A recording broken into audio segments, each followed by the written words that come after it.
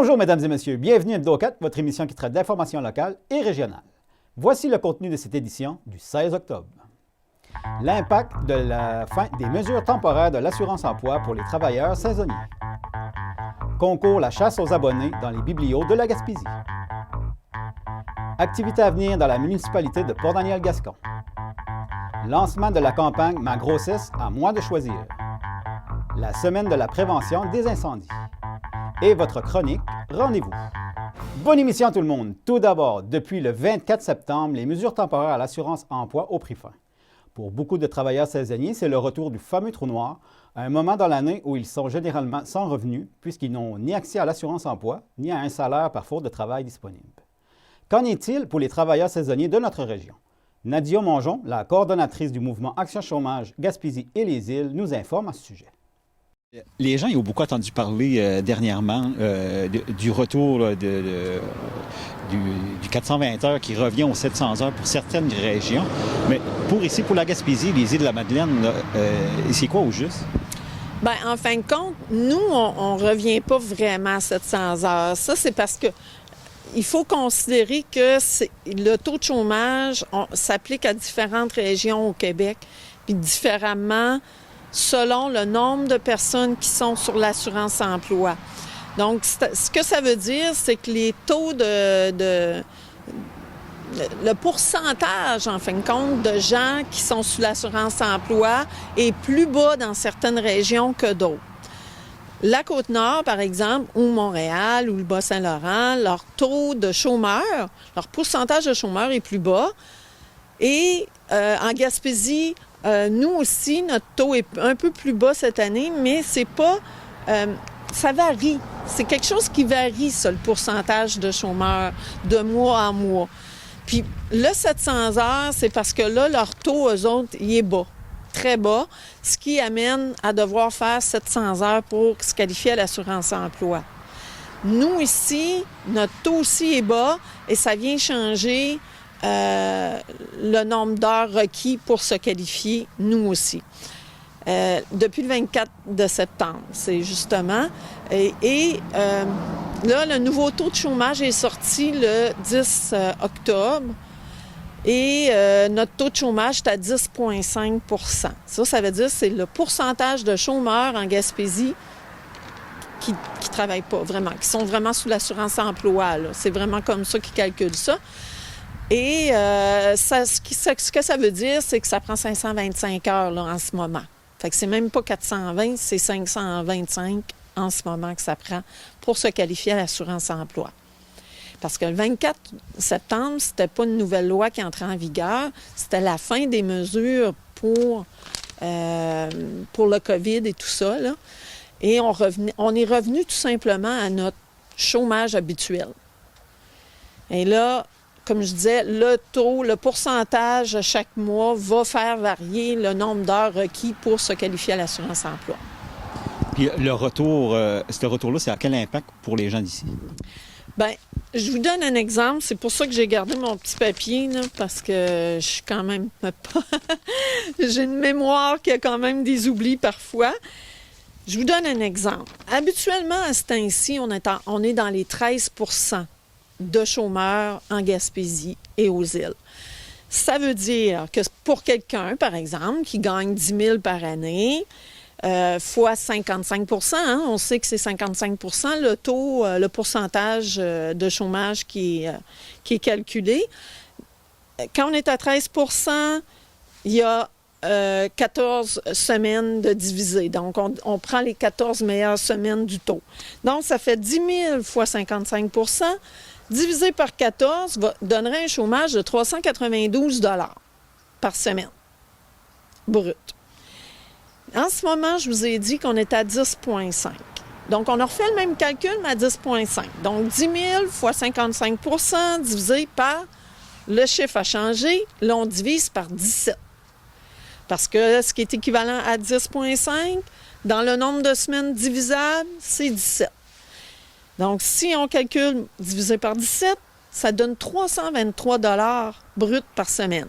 Fait que si vous m'avez compris tout à l'heure, je vous ai dit 392 à 323. Là, on parle d'un écart de 70 $ par semaine. Donc, imaginez par mois, c'est 280 $ en moins pour un prestataire d'assurance-emploi. L'impact est assez fort, en effet. Puis, idéalement, ça serait quoi pour ici? Bien, idéalement, pour le coût de la vie, pour le statut qu'on a, nous, à la Gaspésie et les îles, d'avoir beaucoup d'industries saisonnières, on devrait être habituellement dans le 13 %. Si on recule dans les années précédentes, comme en 2019, par exemple, à partir d'août, septembre, octobre, novembre, on était déjà dans le 13 % de chômeurs. Mais avec le manque d'employés puis tout ça qu'on vit maintenant, bien, les gens se trouvent plus d'emplois. C'est correct que les gens se trouvent plus d'emplois, ça, on est très content pour eux, c'est correct. Mais par contre, l'effet pervers de ça, c'est que ceux qui ne se sont pas trouvés de travail, bien, ils se retrouvent avec un chômage qui est très bas. Puis on s'entend que pour les travailleurs d'usine et tout ça, touristiques et tout ça, les employeurs vont avoir besoin d'eux au printemps. Donc, ils aimeraient bien que leurs prestataires puissent vivre convenablement, pas vivre de trous noirs à la fin de l'hiver avant de revenir travailler parce que sinon, ils perdent la main-d'œuvre eux aussi. Fait qu'il y a toujours une perte de main-d'œuvre à quelque part qui est envisageable parce que là, on va se retrouver avec des gens au printemps qui vont vivre des trous noirs de 5, 6, 8 semaines. Donc, c'est invivable pour personne. Fait que nos employeurs de l'industrie saisonnière, bien, ils vont perdre du monde, c'est certain. Puis les gens, eux, ils ne pourront pas rester 8 semaines indéfiniment sans avoir de prestations. Fait que c'est l'effet pervers que tout ça a au niveau de l'assurance-emploi. Visitez votre bibliothèque municipale et participez au concours La chasse aux abonnés.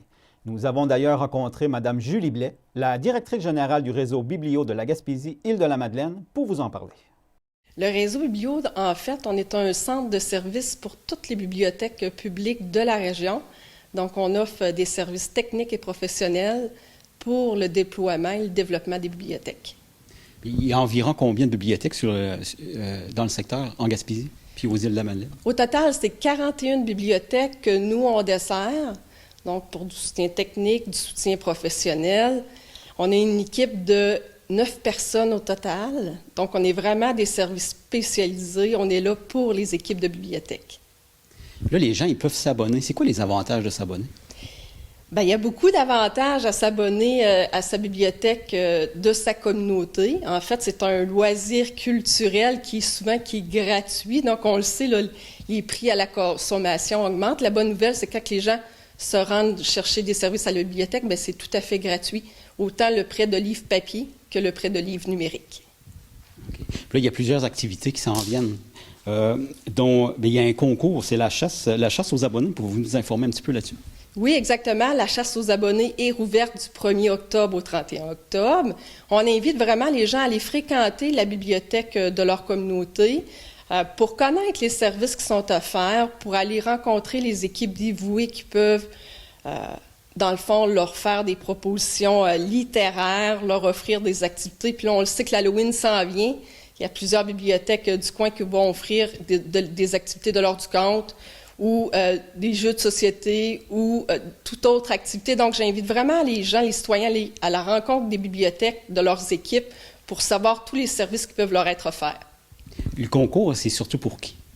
C'est pour les personnes de tous âges, en fait. Les gens ils ont juste à visiter leur bibliothèque, à remplir un coupon de participation, et puis ils vont être admissibles au tirage de l'une des 2 tablettes numériques.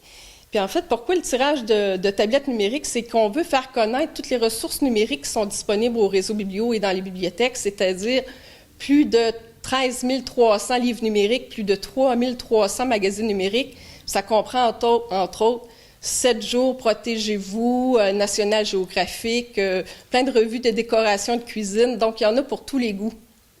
Y a-t-il des dates limites pour s'inscrire pour le concours? 31 octobre, dans le fond, puis le tirage va se faire à la mi-novembre. Depuis le 15 septembre, il y a une nouvelle série de contes en ligne. Oui, en fait, c'est des réécritures de contes traditionnels. C'est l'auteur Philippe Garon qui a été responsable de ce projet-là. C'est vraiment, lui, il s'est présenté dans des écoles auprès de classes d'enfants de maternelle à 3e année. Et puis, il est allé raconter, oui, des ouvrages aux enfants d'auteurs québécois et ontariens. Et puis, les enfants, avec leur imagination, sont allés donner des idées à Philippe pour faire la réécriture de ces contes-là. Et puis, tout ça a été enregistré par AD Solutions, là, qui est un producteur local. Et puis, c'est mis en ligne sur notre site web du réseau Biblio.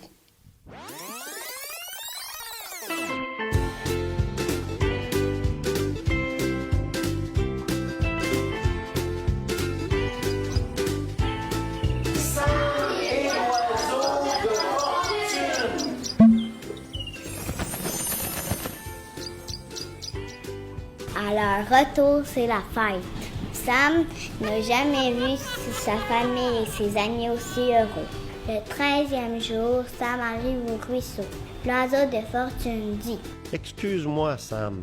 Normalement, je devrais te donner 13 œufs d'or, mais je me sens trop fatigué. Je peux pas t'en donner plus qu'une douzaine. Ouais, c'est embêtant. Qu'est-ce que je vais leur dire à la maison? Je le sais bien pas. En tout cas, moi, je vais aller me reposer.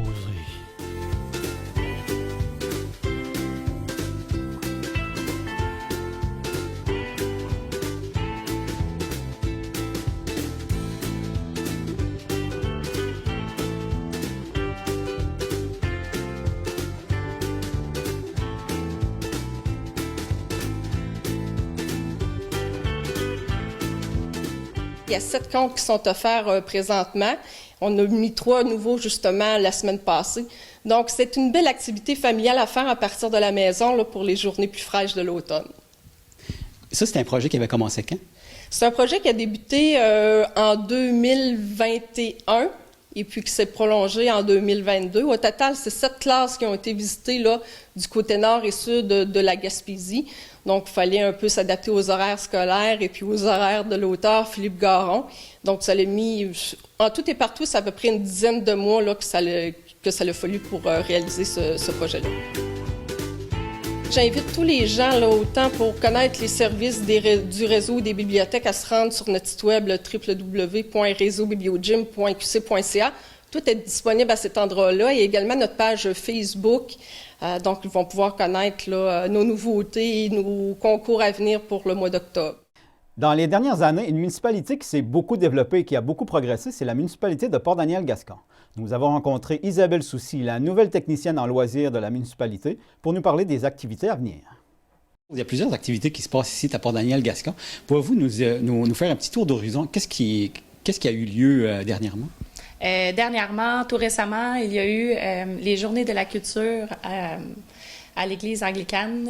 Donc, c'était 2 jours d'activités culturelles. Donc, on a misé là-dessus. L'Église aussi était ouverte au public. Il y a eu des artisans, il y a eu de la création d'œuvres sur place et des ateliers. Donc, c'était super positif, là, la municipalité et tous les citoyens. On est très heureux de cette activité. Qu'est-ce qui s'en vient pour cet automne? Il y a plusieurs activités qui s'en viennent. Oui, pour cet automne, on a les parcours ludiques qui s'installent au Centre plein air La Souche. Donc, pendant 1 mois, les jeunes familles avec les enfants peuvent s'amuser en plein air à l'aide d'une application sur le téléphone, puis ils résoudent des énigmes.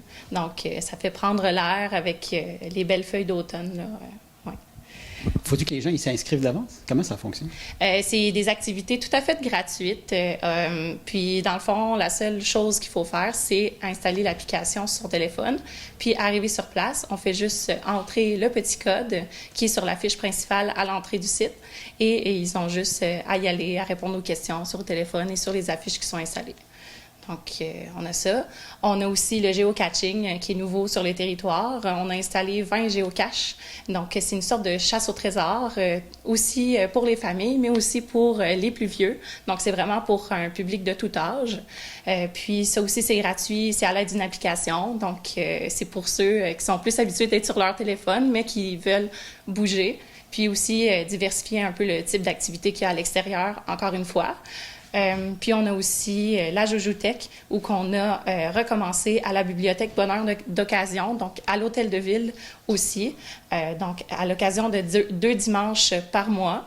Là, présentement, la prochaine date, ben, ça s'en vient dimanche là. Puis, on a toutes sortes d'activités, là, du maquillage, des heures du conte. On a aussi des invités. Il y a déjà eu le Bioparc qui est venu faire une activité là, tout récemment. Donc, on invite vraiment les jeunes à venir à ces activités-là parce que c'est nouveau et je pense qu'être à l'intérieur, au chaud, dans une belle bâtisse comme ça, ça se fait très bien. On est présentement à la bibliothèque Bonheur d'occasion, c'est une super de belle bibliothèque. Qu'est-ce que vous diriez aux jeunes pour les inciter à venir plus à la bibliothèque?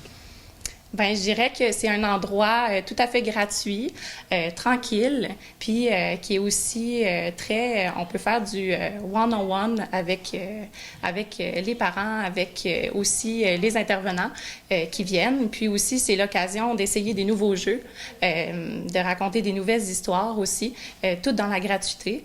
Donc, c'est super plaisant. Là, on vient, on n'a pas besoin de s'inscrire. Donc, puis ça diversifie encore les activités qu'on a à faire avec les enfants le week-end. Puis après ça, ben, le reste de l'après-midi, on peut continuer avec la même lancée ou sinon retourner chez soi, là, puis avoir un bon petit dîner en famille. La Joujoutech, comment ça fonctionne? La Joujoutech, ça marche par abonnement. Pour ce qui est de la municipalité de Port-Daniel-Gascon, les habitants, c'est gratuit. Pour tout ce qui est externe, c'est 5 $. C'est un abonnement annuel. En fait, tout ce qu'on a à faire, c'est on signe un petit papier avec les informations de l'enfant et du parent. Puis, ils peuvent essayer un jeu sur place et au besoin, ils peuvent le ramener chez eux pendant une période de 2 semaines et le ramener ensuite. Et ils peuvent aussi le faire avec un nouveau jeu. Donc, c'est super plaisant, là. On peut l'essayer sur place, mais on peut en essayer d'autres aussi chez soi et le ramener. C'est une sorte de prêt de jeu, un peu comme on le ferait avec un livre. La Joujoutech, c'est pour les jeunes de quel âge? C'est pour les jeunes de 0 à 7 ans. Puis c'est sûr que les parents, c'est des activités qui sont quand même le fun aussi à faire avec les parents. Donc, c'est rien de trop compliqué et rien de trop enfantin, si je pourrais dire. Ouais. Qu'est-ce qui est à surveiller là, prochainement? Prochainement, on a aussi les activités hivernales qui vont sortir très bientôt. Donc, on a bien hâte, mais sinon, on vous invite à profiter des dernières feuilles d'automne. Le Comité Conseil Santé des femmes et la table de concertation des groupes de femmes de la Gaspésie et des Îles-de-la-Madeleine ont lancé récemment la campagne « Ma grossesse à moi de choisir ». Léa Blouin-Rodrigue, agente de développement au sein de la table des concertations des groupes de femmes de la Gaspésie et des Îles-de-la-Madeleine, nous en parle. Bonjour Léa. Bonjour.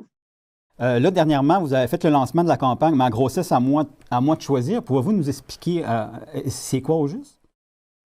En fait, c'est une campagne régionale de sensibilisation sur les interruptions de grossesse. Notre but, c'était vraiment de fournir de l'information sur les différentes options et méthodes qui s'offrent à la population dans notre région. OK. Puis ça vient conjointement avec un site Internet, à moi de choisir.ca. Oui, en fait, c'est la base de notre campagne, c'est vraiment ce site-là avec 5 sections. On a une première page d'accueil qui va donner les options qui s'offrent à soi quand on a l'annonce d'une grossesse imprévue. Parce qu'on prend vraiment la personne dans son processus de décision. On ne prend pas pour acquis que la personne a pris sa décision quand elle consulte le site. Donc, on veut vraiment la guider à travers sa prise de décision. Ensuite, on a une section sur mon choix, mes options. Donc, les différentes options qui s'offrent à nous dans la région en Gaspésie aux îles. On a aussi donné des détails sur qu'est-ce qui se passe au premier rendez-vous lorsqu'on a pris la décision d'interrompre la grossesse, au deuxième rendez-vous également. On a une liste de personnes contacts par sous-secteur à contacter avec les postes pour avoir plus d'informations. On a également des détails sur les méthodes. Quelle méthode choisir? Un tableau comparatif qui compare les 2 méthodes pour qu'on puisse vraiment être bien éclairé dans sa décision. Ensuite, il y a une page sur les vérités qui tend à déconstruire certains mythes qui sont encore véhiculés aujourd'hui sur l'avortement. Puis ensuite, on a une page sur l'après. Donc, on veut présenter on a des outils en fait pour accompagner les gens qui vont vivre peut-être un deuil, qui vont vivre certaines émotions. On a aussi intégré des témoignages dans notre campagne pour venir normaliser aussi ces émotions-là et les différents vécus puisqu'ils sont vraiment multiples. Ça dépend de chacune des personnes. Puis ensuite, on a une page d'aide et ressources qui fournit des numéros de téléphone pour des lignes d'écoute qui fournissent une écoute objective et neutre. Puis, on a également des ressources, par exemple, pour si on a à se déplacer, parce qu'on sait qu'en Gaspésie et aux îles, les distances sont quand même assez importantes entre les points de service. Donc, on fournit un formulaire de remboursement de frais de déplacement pour venir aider les gens à ce niveau-là. Là, le lancement était fait. Y a-t-il d'autres choses qui s'en viennent prochainement? Oui, ben en fait, notre campagne, on veut qu'elle dure dans le temps. Donc, elle va être en ligne jusqu'à... à tout jamais, on l'espère.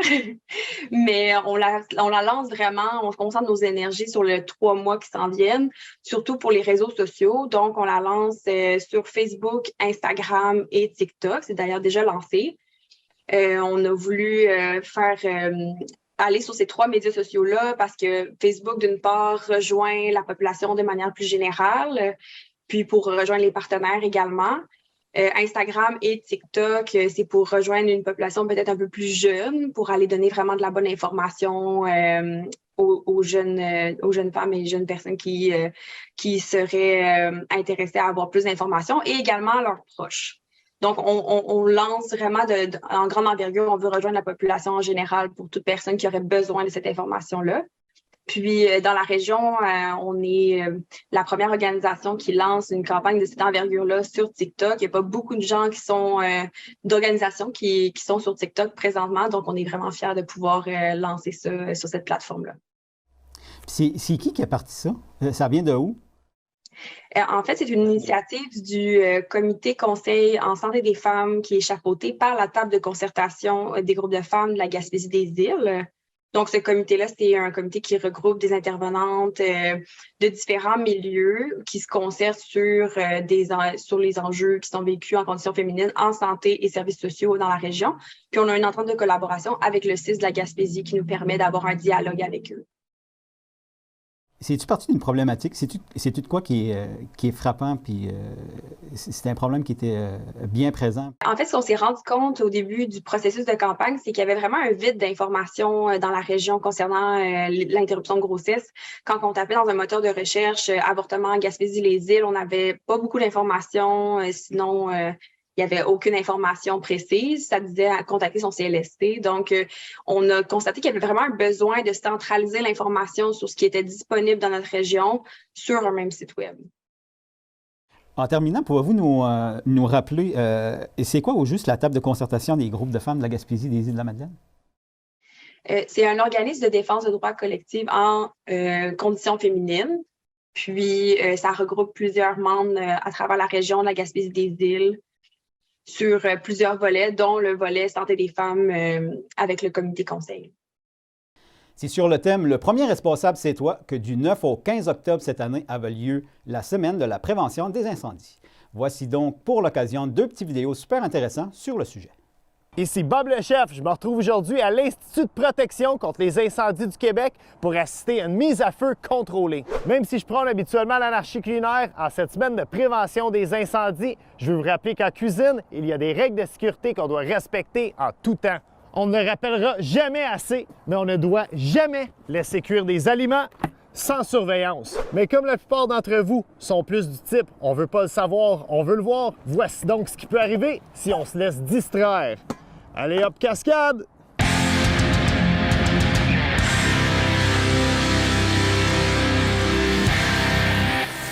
Maintenant, ai-je besoin de vous dire pourquoi on doit toujours rester vigilant en cuisine? Si ce n'était pas suffisant, voici également pourquoi on ne doit jamais tenter d'éteindre un feu de cuisson avec de l'eau.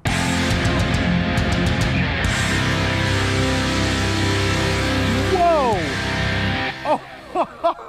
Le moins qu'on puisse dire, c'est que ça décoiffe. Au Québec, c'est plus d'un incendie sur 3 qui débute dans la cuisine. Alors, je vous en prie, évitez de faire partie des statistiques. À voir l'état de notre cuisinière, Imaginez ce que ça peut faire à votre cuisine. Je vous rappelle également l'importance de vérifier les piles de votre avertisseur de fumée ainsi que la date de péremption. Malgré tout, si le pire devait arriver, on reste calme, on évacue les lieux et on appelle le 911. Bob, je suis fier de toi, tu as fait ça comme un chef. Ben merci, chef. Et je vous rappelle que la prévention, c'est bon. Soyez prudents.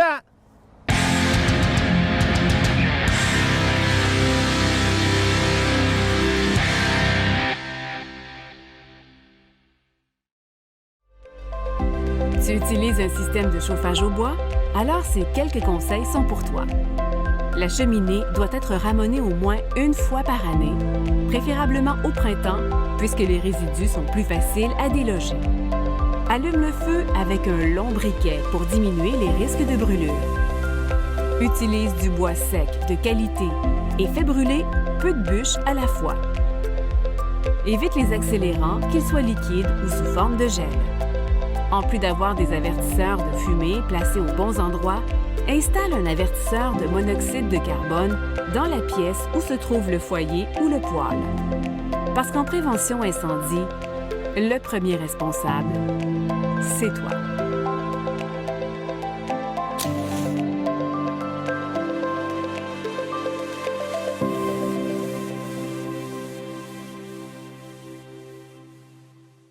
Et voici votre chronique Rendez-vous.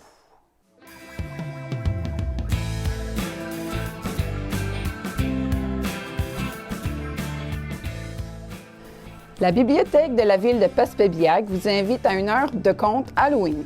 Parents et enfants, venez rencontrer Mme Cathy-Édith Lacroix pour une heure de conte amusante à la découverte du livre. Samedi, le 22 octobre à 10h, si le jeune le désire, il peut se déguiser. Activité gratuite pour les 0 à 6 ans. Pour information, 418-752-6747. Il y aura une soirée dansante pour souligner l'Halloween au club L'Amical de Passepébiac, situé au 18 2e Avenue Est à Passepébiac. Samedi, le 29 octobre, à 20h30. Léger goûter servi en fin de soirée. Bienvenue à tous. Souper bénéfice au profit du club Optimiste de Saint-Godefroy. Venez vous joindre à nous samedi le 5 novembre à 18h. Apportez votre consommation. Au menu, soupe au poulet et légumes, quart de poulet barbecue, dessert, thé ou café. Musique et animation par Chantal Castillo. Contactez-nous pour vos billets.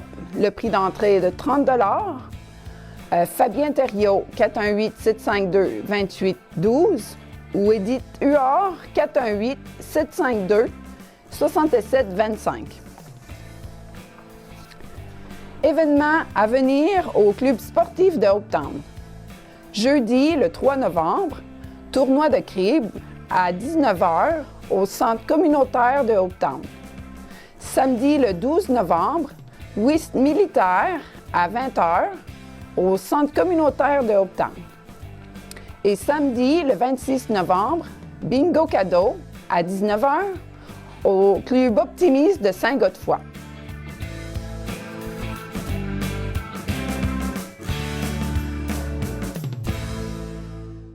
Et voilà, mesdames et messieurs, ce qui complète l'édition de votre émission Hebdo 4 du 16 octobre. Merci beaucoup d'avoir été avec nous et à la prochaine!